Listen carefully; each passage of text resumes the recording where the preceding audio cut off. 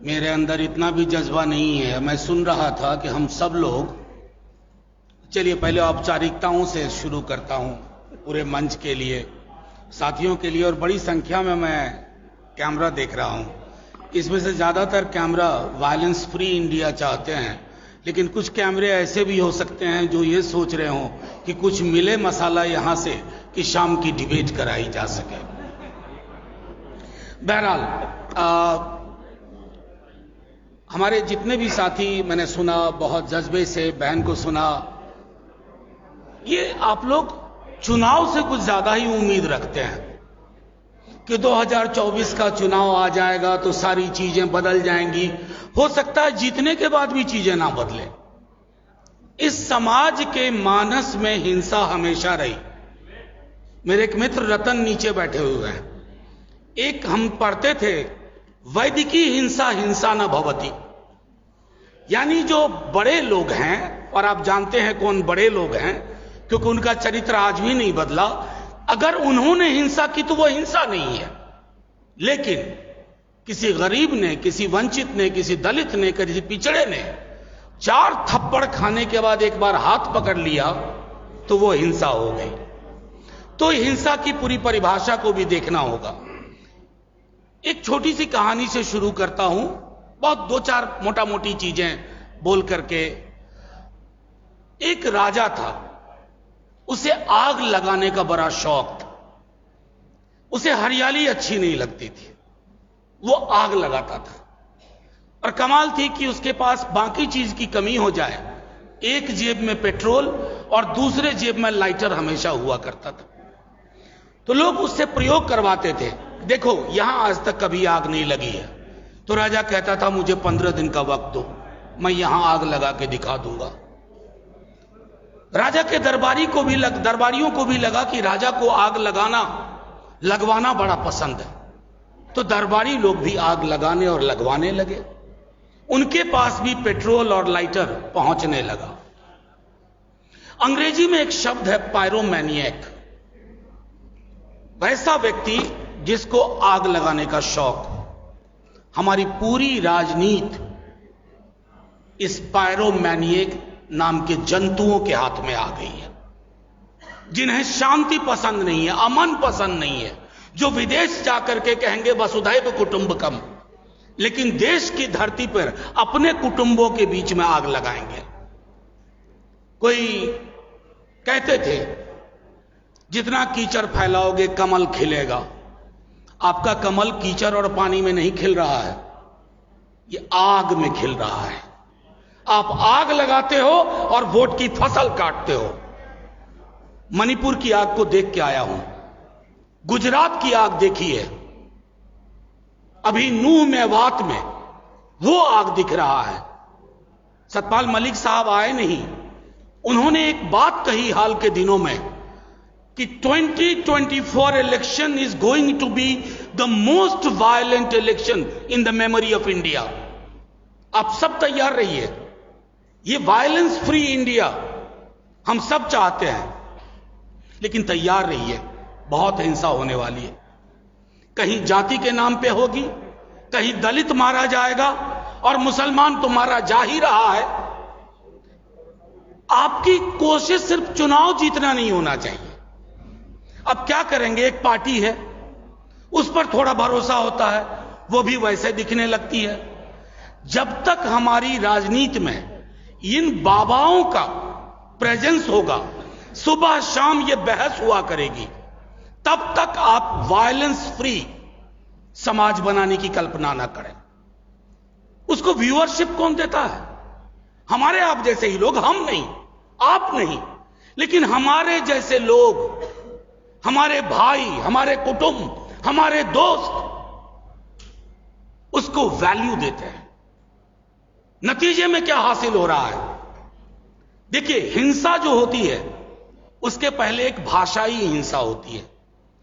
जुबान देख लीजिए लोगों की, किस तरह की जुबान से बात होती है। मैं नहीं कहता कि पहले दंगे नहीं होते थे, पहले भी होते थे। जब हम छात्र जीवन में थे तब भी दंगे होते थे। मैं रांची में पढ़ता था, रामनवमी के दौरान दंगे की आशंका होती थी रांची और जमशेदपुर में, लेकिन तब दंगा करने वाले सहमते थे। आज दंगा करने वाले को पता है कि मंत्री पद उसके लिए उपलब्ध है, वो दंगा करेगा, उसकी पॉलिटिकल प्रीमियम बढ़ेगी। दंगा और हिंसा हमारे समाज में नॉर्मलाइज हो गई है, ये चिंता का विषय है। जिस दिन उस व्यक्ति चेतन सिंह ने गोलियां मारी ट्रेन के अंदर, मैंने 10 मिनट के अंदर कहा था कि लोग इसको विक्षिप्त बताएंगे। ऐसा हुआ भी, लोगों ने कहा मानसिक रोगी है, डिप्रेशन में चल रहा था। आपने करोड़ों की तादाद में ऐसे मानसिक रोगी इस देश में पैदा कर दिए हैं। हमारी कोशिश है कि उनको मानसिक रोग से निकाला जाए, और यह तब तक नहीं होगा जब तक हम लड़ाई अलग अलग लड़ेंगे, कि दलित की लड़ाई अलग, मुसलमानों की लड़ाई अलग, किसानों की लड़ाई अलग, मजदूरों की लड़ाई अलग, स्टूडेंट्स की लड़ाई अलग, शिक्षकों की लड़ाई अलग। ये तो टापू में तनहा तनहा लड़िएगा तो आग लगाने वाले राजा को और आसानी हो जाती है। उसे पता है एक को संभाल लो, अभी बाकी संभल जाएंगे। देखते देखते एक देश की इतनी बड़ी आबादी को इनविजिबलाइज कर दिया गया, अदृश्य कर दिया गया। पॉलिटिकल पार्टीज भी चुप रहना शुरू कर दी, करे यार ये तो ठीक नहीं है, इस पर ज्यादा मत बोलो, वो वोटर नाराज हो जाएंगे। पॉलिटिकल पार्टीज का काम यह भी होता है कि आप एडुकेट करिए, अपने लोगों को बताइए। असल में दिक्कत हुई है बीते दिनों में, ये जो ब्रांड मेकर्स और आ गए हैं पॉलिटिक्स में, तो उन्होंने कार्यकर्ताओं को खत्म कर दिया। अब किसी भी पॉलिटिकल पार्टी को नॉर्मली कार्यकर्ता नहीं चाहिए। वो कहीं विदेश से पढ़ा हुआ कोई एक बंदा आएगा, उसके साथ 15-20 लोगों की टीम होगी और वो पीआर का काम देखेगा। तो कोई पॉलिटिकल पार्टी हो जो कार्यकर्ताओं की गर्व से निकली है, उस पार्टी में भी कार्यकर्ताओं को उस रूप में नहीं देखा जाता जैसे अब तक।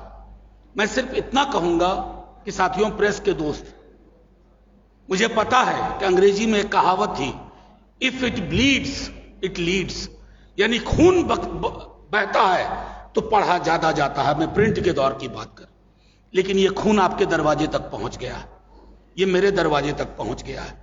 कहानी मुसलमान से शुरू हुई थी, अब इस देश में कोई महफूज नहीं है। मणिपुर में वो जो वीडियो आपने देखे होंगे, सोच के देखिएगा एक बार, 1 मिनट के लिए रात में सोते वक्त, ये मेरी बेटी हो, आपकी बेटी हो, मेरी बहन हो, आपकी बहन हो। हिंसा के लिए जब तक आप पराया दृष्टिकोण अपनाएंगे, हम पराया दृष्टिकोण अपनाएंगे कि ये मणिपुर में हो रहा है, ये मेवात में हो रहा है, ये फलाना 1000 साल तक हम पर रूल किए, इसलिए अगर हम बदला ले रहे हैं तो ये सही है। अभी पीछे दिनों बड़े बड़े लोगों को ना जाने क्या होता जा रहा है। भाई ने कहा ही, बहन ने बोला संविधान। अब कोई आप सोचते होंगे कि पीएम ने अपने को डिसोसिएट कर लिया कि मेरा आधिकारिक इनका बयान नहीं है। माफ कीजिएगा, ये बड़े उस्ताद लोग हैं, ये इतने उस्ताद हैं कि ठहरे हुए पानी में कंकड़ मारते हैं और देखते हैं लहर कितनी हुई। आज विवेक देबरॉय ने कहा है, पहले आनंद जी ने कहा था, यकीन मानिए 6 महीने के अंदर 3-4 और लोग बोलेंगे कि अब ये संविधान पुराना हो गया है। जैसे हम नया फर्नीचर खरीदते हैं नए घर के लिए, तो ये जो नया भारत है उसके लिए नया फर्नीचर यानी नया संविधान। उस संविधान नया वाले से होगा क्या? उसमें प्रस्तावना की जगह सेंगोल होगा, और जैसे ही प्रस्तावना की जगह सेंगोल हुआ, हमारी सारी लड़ाइयों की संभावनाएं खत्म। अब मैं आखिरी टिप्पणी करके, मैंने उनके साथ काम भी किया है, बड़े नेता हैं, बहुत हमेशा मंत्री ही रहे, गुलाम नबी आजाद साहब। अब उन्होंने कहा कि सारे मुसलमान हैं कश्मीर में या फलाना जगह, वो सब हिंदू थे। ये इतिहास में जाकर के गड्ढा खोदने का जो काम शुरू हुआ है, एक तरफ तो आप चंद्रमा जा रहे हो, मंगलयान जा रहे हो, और जैसा आपने कहा कि सीवर की डेथ की चिंता नहीं है, लेकिन हां मस्जिद मस्जिद घूम करके गड्ढा खोद रहे हो कि कहीं कुछ मिले, ताकि देश की राजनीति, आपकी श्रद्धा इस बात में नहीं है कि वहां शिव निकले या फलाना निकले, आपकी आस्था इस बात में है कि एक और मसला मिले हाथ में। एक और मसाला मिले ताकि 10 बरस के लिए और आग लगाएं। पेट्रोल और लाइटर है ही। तो मैंने सिर्फ इतना आग्रह किया, और हम उस धारा के लोग हैं। पृथ्वी पे धर्म पहले नहीं आया, भगवान नहीं आए, इंसान आए। इंसान को धर्म में और भगवान में बांटने का काम किसी इंसान ने किया। इसलिए यह कहानी शुरू करोगे, हम ये भी पूछ लेंगे कि इस देश के तमाम बौद्ध स्तूप कहां गायब हो गए, कौन खा गया उनको, जमीन निगल गई या आसमान खा गया। तो इतिहास में उल्टे पांव की यात्रा से कुछ हासिल नहीं होगा सिवाय हिंसा के। और इस हिंसा का समाधान, माफ कीजिएगा नवेद साहब, 24 के चुनाव के नतीजों में नहीं है। चुनाव अंगगणित होता है, अंगगणित से आप जीत जाते हैं, लेकिन काम करने की जरूरत है मनोविज्ञान पे, जहां हम नहीं कर पा रहे हैं। जितने भी कम्युनल आउटफिट्स हैं उनके पास कितने तरह के सिंबल हैं। हम तमाम सेक्युलर लोग, बहुजन समाज की राजनीति करने वाले लोग, हमारे पास सिंबल्स नहीं है। हम अपनी राजनीति करना जानते ही नहीं और ना सीखना चाहते हैं। पीआर एजेंट्स के हाथ में अपनी राजनीतिक किस्मत हमने दे दी है। जब तक उनके हाथ से वो किस्मत की चाबी नहीं लेंगे, हिंसा मुक्त समाज नहीं होगा। जय हिंद, जय भीम, जय भारत। बहुत बहुत शुक्रिया मनोज झा जी, बहुत बहुत शुक्रिया। दोस्तों, मनोज झा जी, बस 2 मिनट के लिए मैं आपको और रोकूंगा। ये जो सब हमारे दरमियान महानुभाव बैठे हुए हैं, ये वो सतून है भारत के जिन्होंने भारत के लिए अपने वक्त को लगाया है, जिन्हें सत्ता की लालसा नहीं है। मैं समझता हूं कि campaign partners violence free India की तरफ से एक छोटा सा हम यहां पे आप लोगों का अभिनंदन करना चाहते हैं। हमारे साथी असलम कुरैशी साहब यहां हैं। मैं आपसे दरख्वास्त करूंगा कि आप आएं और सबको यहां शाल भेंट करके सबका अभिनंदन करें ताकि कार्यक्रम आगे शुरू हो। मौलाना तौकीर रजा साहब से आप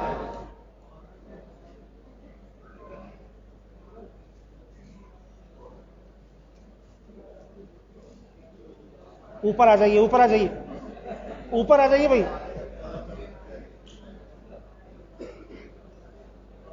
ऊपर आ जाइए। मौलाना तौकीर रजा साहब,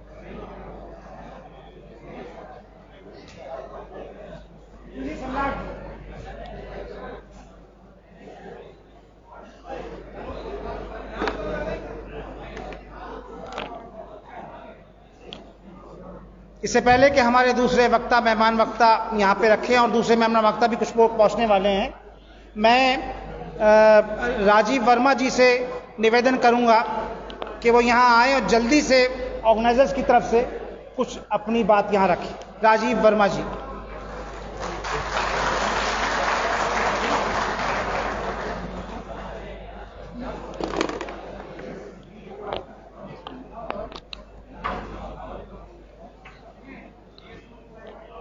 आदरणीय अध्यक्ष मंडल जी और सभी मेरे बुजुर्गों, नौजवान साथियों और मेरी माताएं बहनों, देखिए, मेरे से पहले के सभी वक्ताओं ने जो बातें कही कि हमें आज जरूरत है हिंसा मुक्त भारत की, मैं ज्यादा समय नहीं लूंगा क्योंकि मैं जानता हूं कि हिंसा मुक्त भारत जो है सिर्फ कैंपेन से खत्म नहीं होगा, सिर्फ इलेक्शन से खत्म नहीं होगा। उसके लिए दलित, पिछड़े, माइनॉरिटीज को, जो असल में जो वर्किंग क्लास है, उन सबको मिलके हिम्मत करनी होगी, उन सबको मिलके एकजुट होकर संघर्ष करना होगा। ये जो नूह के दंगे के लिए जो आप बोल रहे हैं, मैं आपको बता दूं कि मैं हरियाणा से सोनीपत से आता हूं। जो ये दंगे हैं नूह से पहले सोनीपत में होने वाले थे। लगातार खान कॉलोनी में, आप लोगों ने शायद पढ़ा भी होगा लगातार खान कॉलोनी में मस्जिद तोड़ने के नाम पे मामला था। सिर्फ एक ब्राह्मण की लड़की मुसलमान के लड़के से प्रेम प्रसंग था, जिस प्रेम प्रसंग को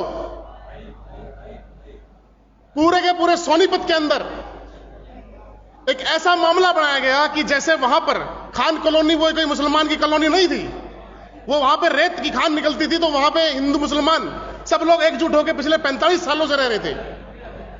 लेकिन उस प्रेम प्रसंग के एक मामले को पूरा का पूरा हिंदू मुसलमान बना दिया गया। और मैंने एक यूनिवर्सिटी में, जब हम यूनिवर्सिटी में पढ़ते थे, तो हमें एक बात सिखाई गई थी।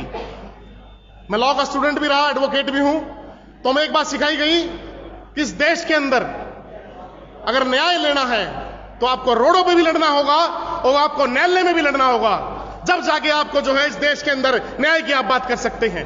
जो वायलेंस फ्री इंडिया की हम बात करना चाहते हैं, हम लोग तो लगातार भुगत रहे हैं, देख रहे हैं कि हर जगह दलित पिट रहा है, पिछड़े पिट रहे हैं, माइनॉरिटी पिट रहे हैं। क्यों ऐसा क्यों?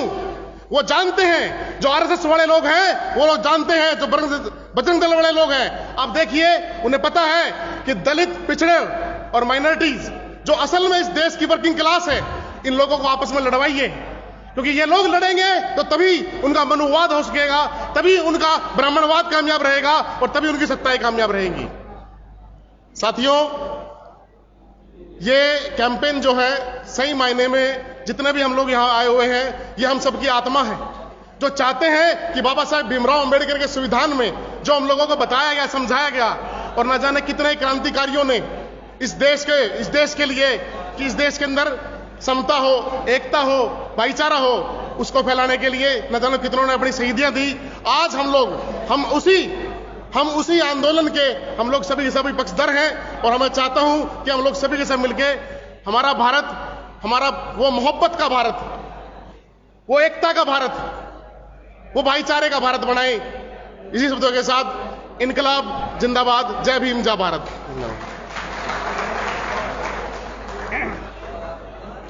मुझे मालूम है कि आप सबको सत्यपाल मलिक जी का बहुत दिल से आप उनके आगमन की और उनके भाषण को सुनने की चाह रखते हैं। मैं आपको यकीन दिलाता हूं कि अभी तक की रिपोर्ट के हिसाब से यशपाल मलिक जी आपको संबोधित करेंगे। थोड़ा सा धैर्य आपको रखना है।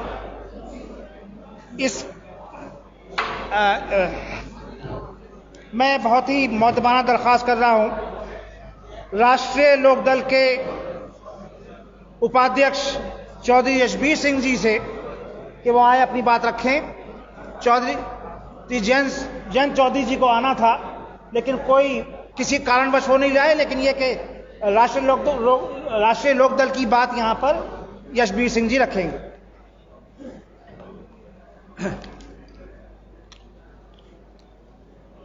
आदरणीय मंच, सभी साथियों,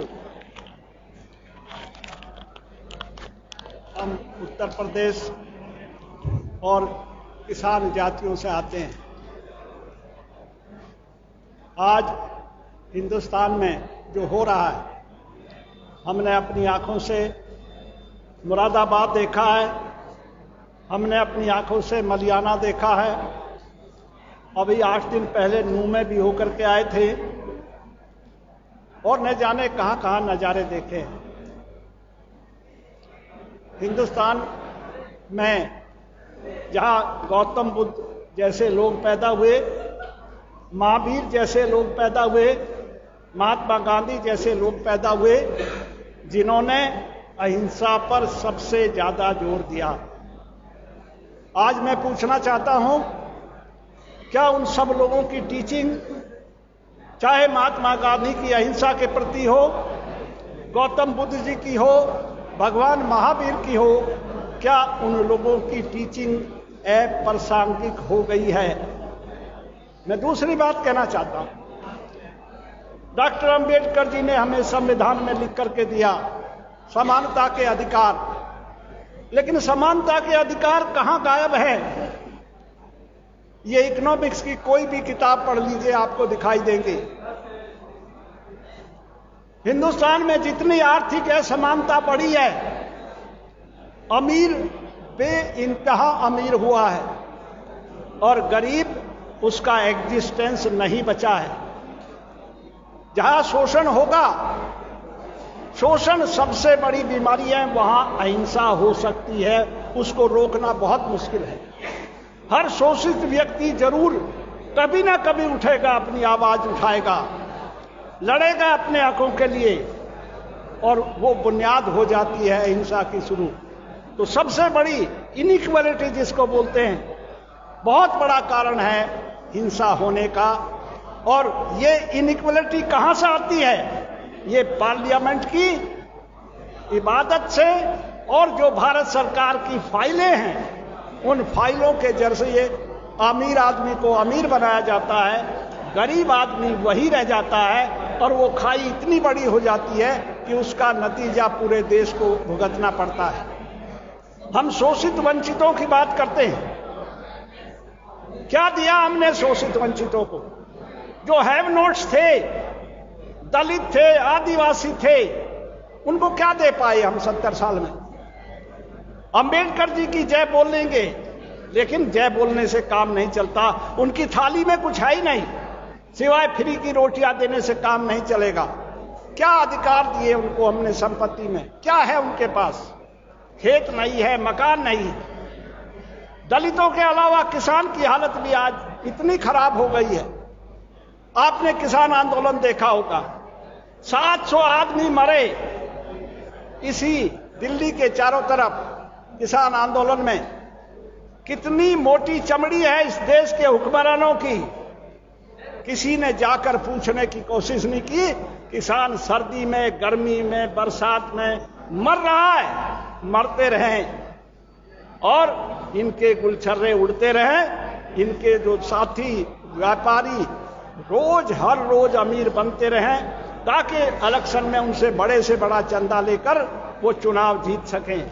इतने बड़े शोषण और इतना बड़ा जो हमने असमानता पैदा की है आजादी के बाद इस देश में, उसके चलते अगर हम कहें कि हम वायलेंस फ्री इंडिया बना सकते हैं, तो मैं इसके सामने एक बड़ा क्वेश्चन मार्क लगाता हूं।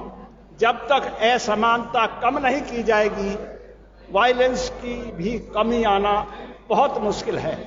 और अब तो देख चुके हम कावल के इलेक्शन, गुजरात के दंगे, अगर उन दंगों से बीजेपी सरकार बना सकती है, मैं दावे के साथ कह सकता हूं।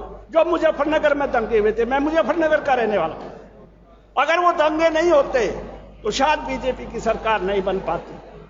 मैंने बीजेपी के सभी नेताओं के साथ चैलेंज किया इस बात का। क्या आपने दंगे करवाए इतने बड़े पैमाने पर, इसीलिए आपकी सरकार बनी और उनको वो चस्का लग गया है।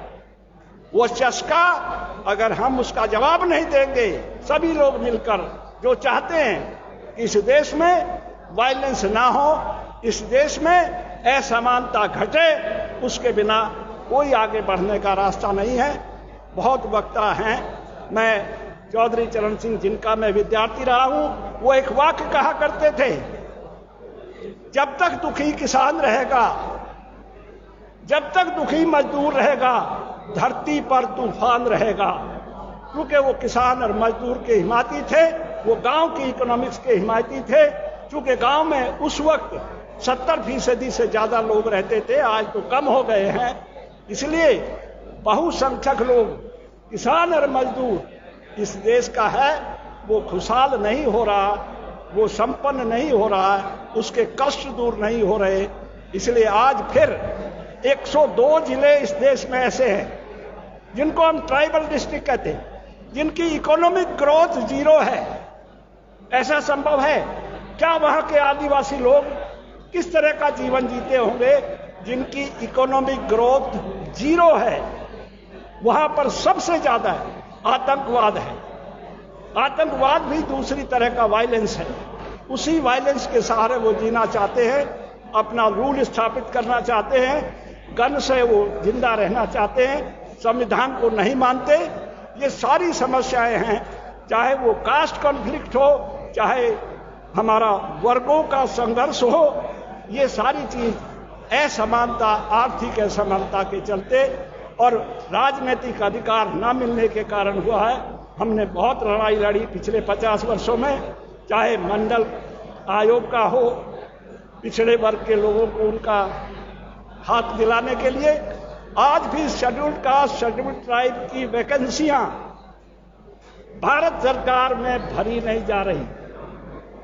जो हक है वो भी नहीं दिया जा रहा।